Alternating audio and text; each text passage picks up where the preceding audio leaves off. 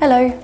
Over the course of this short film, I'm going to use an artwork from the BUAH collection to explore how to run an art discussion session followed by a short practical activity. I will discuss and demonstrate both activities for you, giving extra tips and advice along the way. And you can also run this session just as a discussion session rather than adding the practical element as well. By the end of this film, you should feel confident and prepared enough to run not just this session, but lots of others based on the BUAH collection too. Everything I'm referring to over the course of this film has been tried and tested and comes with accompanying resources which you can access online via our website. Okay, so today's the day. Everyone knows where they've got to be, at what time, and they feel like they've been invited to something. We've organised any staff support that we might need, and we've also let everyone know what time the session's happening and what's going on, so that there's not too many interruptions or lots of noise in the background while we're trying to have our discussion. We've booked in our tea and coffee, so you might want to do that at the start, or you might want to do it during your break in between the discussion and the practical activity. And we've got all the resources ready too. I've got my information sheet, which gives me prompts for the discussion. That's for me to use.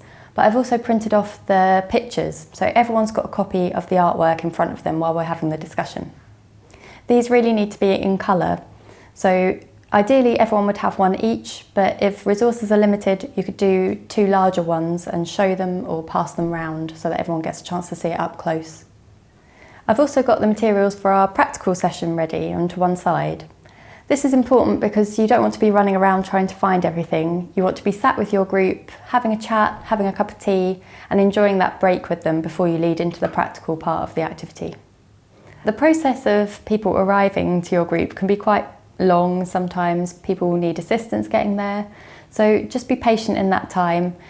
It helps to have the printouts already there and on the table ready for people to look at and start discussing as they arrive.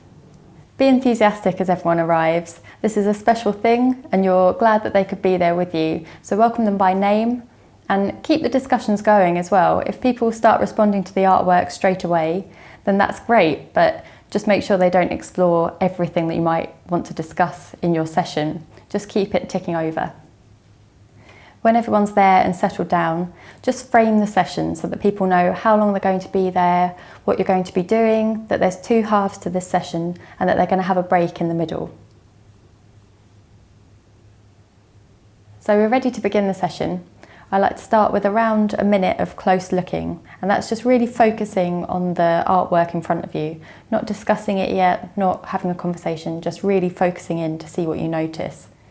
So this first stage of the observation process is really important. It's noticing everything that you possibly can about this painting.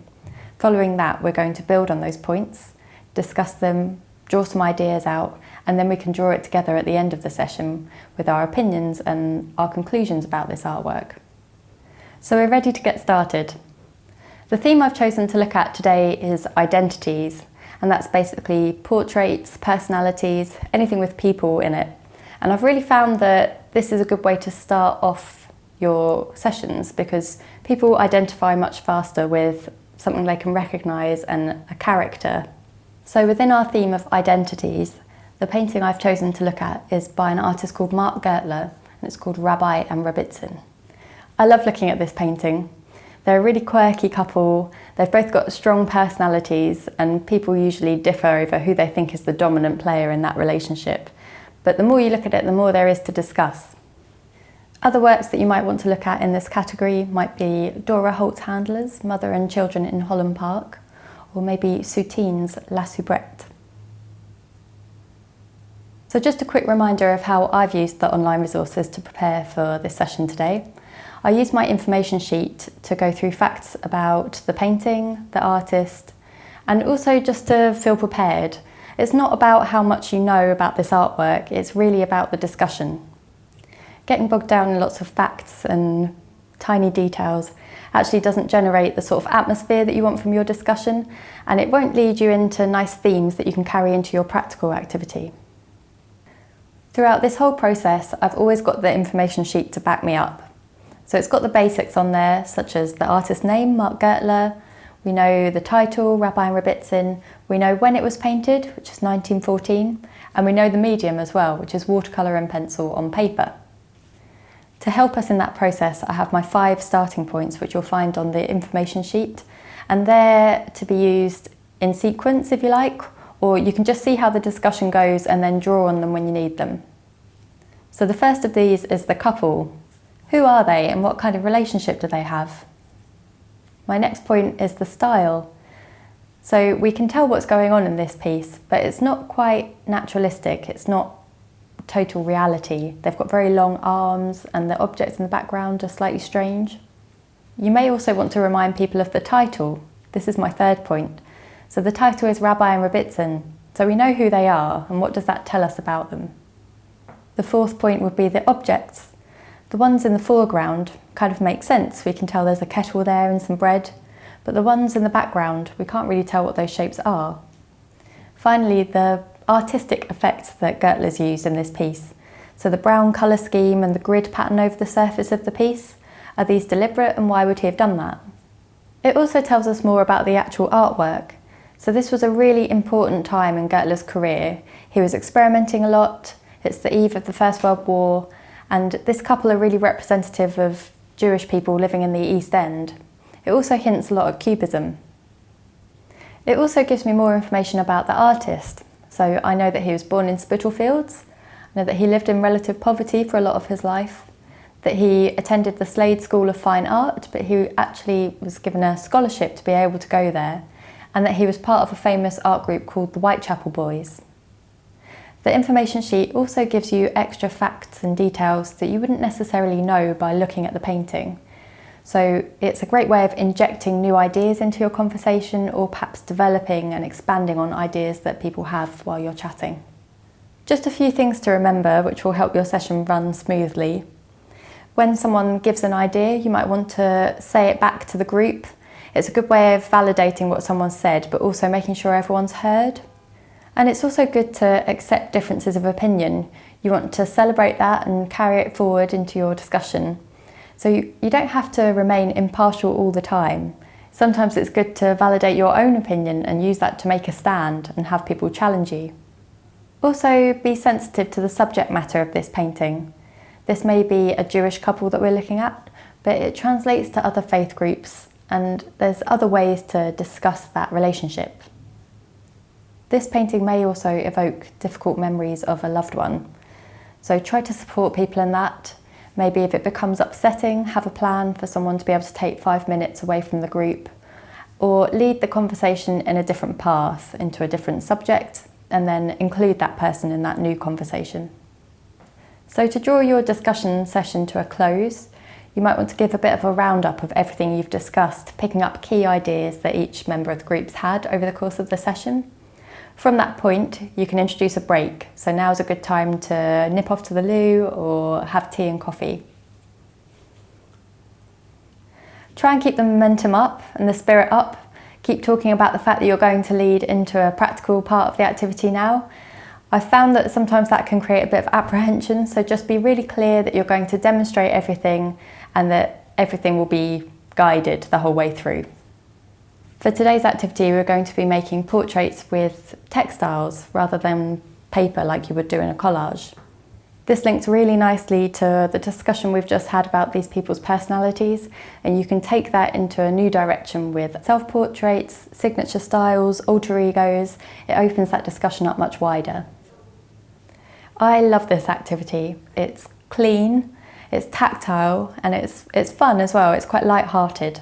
It generates lots of discussion about which materials people like, the feel of them, whether they've had clothing that was made of similar materials, and it's really got a lot of scope.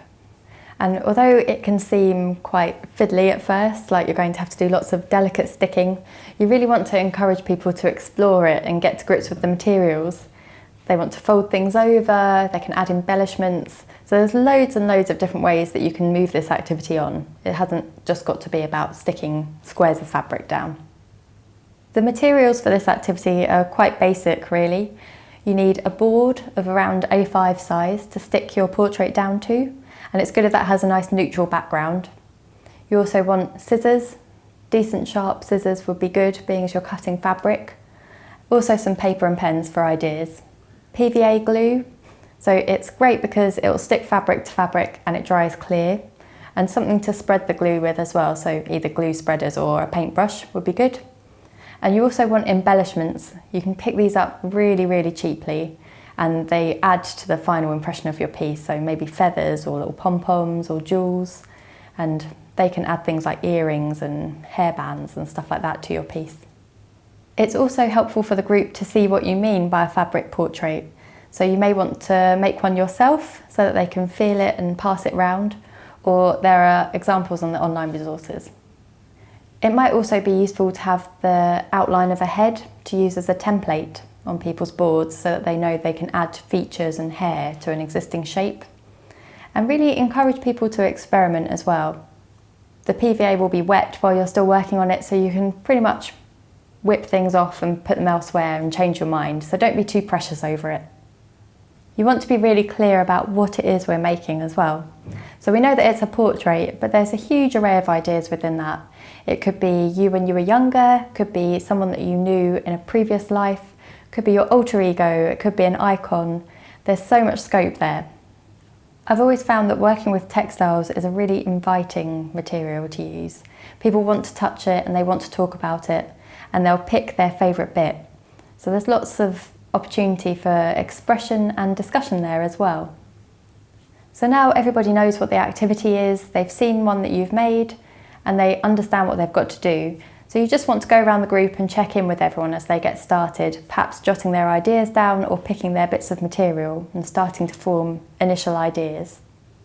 If people are really struggling for ideas, then why not suggest that they make a portrait of someone in the room, maybe use some props like a hat or a colourful scarf to get them started.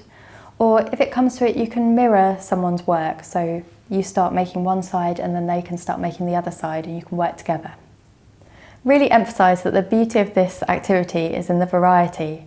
So we want to end up with lots of different portraits. Some of them might be quite textury, some will be 3D, might have woolly hair, might have lots of jewellery on.